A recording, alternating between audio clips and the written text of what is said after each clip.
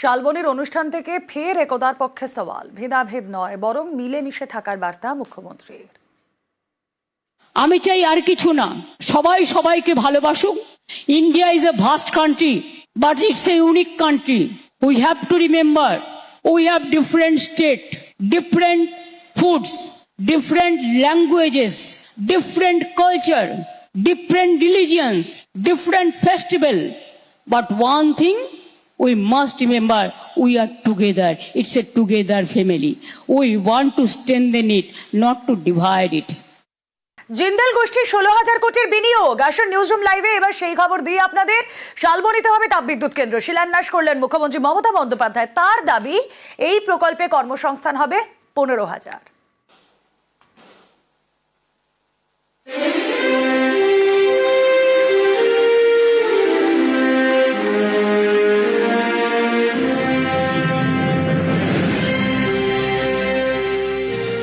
16,000 কোটি টাকা খরচা করে critical coal base thermal power plant. বাংলায় এটা একটা ল্যান্ডমার্ক প্রজেক্ট। শুধুমাত্র এই প্রজেক্টেই 15,000 মানুষের কাজ হবে।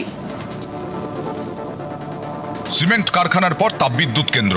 পশ্চিম মেদিনীপুরের শালবনিতে নয়া প্রকল্প জিন্দাল গ্রুপের।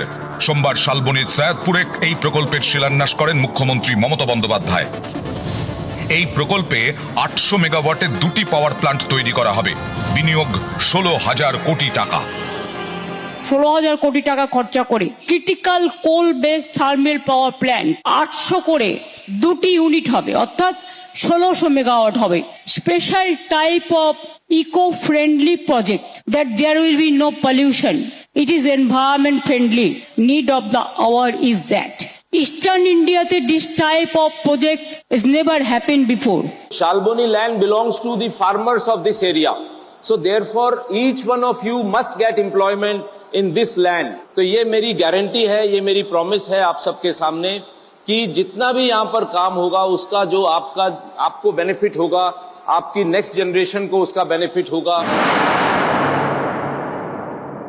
এই প্রজেক্ট থেকে আমরা ওদের কাছ থেকে বিদ্যুৎ কিনে নেব এবং ওদের আরো প্ল্যান আছে আগামী দিন আরো 2টো পাওয়ার ইউনিট তৈরি করার।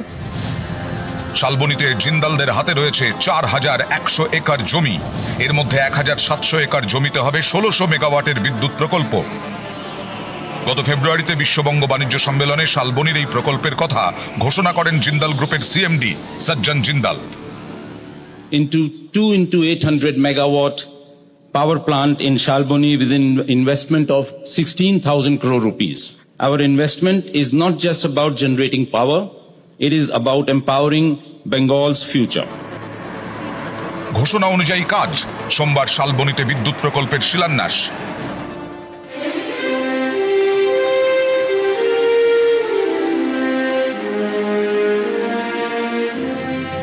From West Bengal Power Department, they are also doing 5 new power projects. Santaldi, Durgapur, and also Shagordigi is nearby completion. এবং এগুলো রাজ্যের মুকুটে একটা বড় মুকুট। যত পাওয়ার ডেভেলপমেন্ট হবে তত কিন্তু বিদ্যুতের দামটা পড়তি পর্যায়ে আসবে, যত পাওয়ার ইনক্রিজ হবে। নিউজ 18 বাংলা। ঘাটার মাস্টার প্ল্যান কার্যকর করতে কাটা হবে শিলাবতীর মাটি, আর সেই মাটি বিক্রি করা হবে। যা টাকা পাওয়া যাবে সেটা খরচ করা হবে ঘাটাল মাস্টার প্ল্যানে। আর এর জন্য টেন্ডার ডেকেছে পশ্চিম মেদিনীপুর জেলা পরিষদ। বৃষ্টি হলে জলমগ্ন ঘাটাল, এই ছবি বদলাতে উদ্যোগী রাজ্য সরকার। চলছে ঘাটাল মাস্টার প্ল্যানের কাজ। এই প্রকল্পে ঘাটাল এবং পার্শ্ববর্তী এলাকার নদী খাল সংস্কার করা হবে, নাব্যতা বাড়ানো হবে। ঘাটাল মাস্টার প্ল্যানে মোট 86 কিলোমিটার নদী খোঁড়া হবে। এর মধ্যে শিলাবতীর 23 কিলোমিটার। শিলাবতীর মাটি কেটে বিক্রি করতে পারবেন ঠিকাদার। নদী থেকে তোলা মাটির 5% ঘাটাল মাস্টার প্ল্যানের কাজে ব্যবহার করা হবে। বাকি 95% মাটি বিক্রি করবেন ঠিকাদার। এর জন্য রাজস্ব পাবে রাজ্য সরকার। এই ফর্মুলায় চললে শিলাবতী ড্রেজিংয়ে প্রশাসনের কোনো খরচ হবে না, উল্টে ঠিকাদারের থেকে মাটি বিক্রির টাকাও পাওয়া যাবে। পলি এবং বালি সেগুলোকে যদি সেল করে দেওয়া যায় তাহলে কিন্তু অতি কম খরচেই আমাদের এই খালগুলো কিন্তু ড্রেজিং করা সুবিধা হবে। নো কস্ট যে সিস্টেমটা আছে ওতে যাতে ওর মধ্য দিয়ে যাতে ইমিডিয়েট খালটাকে ড্রেজিং করে দেয় তাই করা হচ্ছে। আর বাকি ওই টাকাগুলো অন্যান্য আরও বিভিন্ন উন্নয়নে আমাদের ঘাটাল মাস্টার প্ল্যানে সেগুলো ব্যয় হবে। খাল কিংবা নদী থেকে ঠিকাদারকে মাটি কেটে বিক্রির অনুমতি, তারপর সেখান থেকে রাজস্ব আদায়। গত মাসে এই প্রকল্প চালু করেছে সেচ দপ্তর। ঘাটাল মাস্টার প্ল্যানেও এই ছকে এগোতে চাইছে পশ্চিম মেদিনীপুর জেলা পরিষদ। সেই অনুযায়ী টেন্ডারও রাখা হয়েছে। শিলাবতীতে গার্ডওয়াল বসানোর কাজও শুরু হয়েছে। অন্যদিকে এই মাস্টার প্ল্যানের জন্য উদ্বেগে ঘাটালের পুঁঠি বাজার, কারণ এই বাজারের বেশ কিছু দোকান ভাঙা হবে। আমরা 200 বছরের দোকান, আমরা রুজি রোজগার আছে, আর 10টা লোক কাজ করে, তারা কোথায় যাবে? আমাদের এই মুহূর্তে এখান থেকে কোনো রকমের করবো নি। মাস্টার প্ল্যানে কোনো বাধা নেই, কোনো ত্রুটি নেই, করুক, আমাদের দোকান বাঁচিয়ে বিকল্প ব্যবস্থা করুক। নদী খনন হলে আমাদেরকে জায়গা ছাড়তে হবে কেন, সেইটা প্রথম প্রশ্ন। যদি ছাড়তেই হয় আমরা কোথায় যাব? আমাদের তো এইটাই আমাদের সংসার চলে, পেট ভাতের ব্যবস্থা এইটা। আজ আমরা 100 বছর 90 বছর ধরে আমরা এখানে ব্যবসা করে আসছি, হুট করে বললেই কি আমরা ছেড়ে দেবো? পুঁঠি বাজার তো অনেকটাই আমাদের কাছে হেরিটেজ।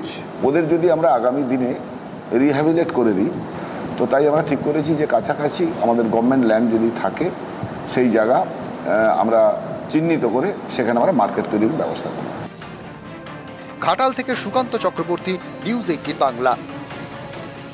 দীর্ঘদিনের দাবি পূরণ। কোচবিহারের মেখলিগঞ্জে ধরলা নদীর উপর তৈরি হলো ব্রিজ, আর এর জন্য একসময় ছিটমহল পানিশালা থেকে চ্যাংরাবান্ধার দূরত্ব কমে হলো 4 কিলোমিটার।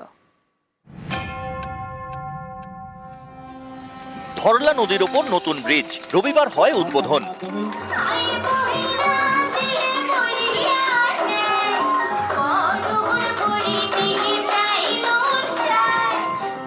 কোচবিহারের মেখলিগঞ্জ, এখানকার চ্যাংরাবান্ধা গ্রাম পঞ্চায়েত এলাকা দিয়ে গিয়েছে ধরলা নদী। এ নদীর একদিকে চ্যাংরাবান্ধা, এখানেই বিভিন্ন সরকারি অফিস, স্কুল, হাসপাতাল, বাজার, আর নদীর আরেকদিকে পানিশালা সহ 3টে গ্রাম, একসময়ের ছিটমহল। পানিশালার বাসিন্দাদের চ্যাংরাবান্ধায় যাতায়াত করতে এতদিন পেরোতে হতো 14 কিলোমিটার পথ। এতে দুর্ভোগের এক শেষ। তাদের দীর্ঘদিনের দাবি ছিল ধরলা নদীর ওপর ব্রিজ করে দিতে হবে। এ নিয়ে আন্দোলনও হয়। স্থানীয়দের দাবি মেনে ব্রিজ তৈরির উদ্যোগ নেয় উত্তরবঙ্গ উন্নয়ন দপ্তর। বরাদ্দ করা হয় 17 কোটি টাকা। সেই ব্রিজই চালু হলো। এর ফলে পানিশালা থেকে চ্যাংরাবান্ধার দূরত্ব 14 কিলোমিটার থেকে কমে হলো 4 কিলোমিটার। একটা সময় পুরো ছিটমহলবাসী আমারও অনশনে বসেছিল, এবং তার ফলস্বরূপই হয়তো আজকে এই খুশির দিনটা আমরা দেখতে পাচ্ছি। আজকে আনন্দের দিন।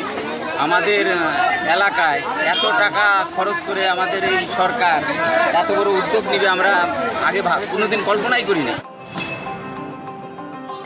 50,000 মানুষ সেখানে উপকৃত হবে এই ব্রিজটা করার জন্য। 16 কোটি টাকা খরচ করে ব্রিজ এবং অ্যাপ্রোচ রোড তৈরি হলো। এত মানুষের উপকার হবে, এটাই সবার কাছে আনন্দের ব্যাপার। এবং অনেকদিন ধরে এখানকার মানুষ সমস্যায় ছিলেন এই ব্রিজের অভাবে।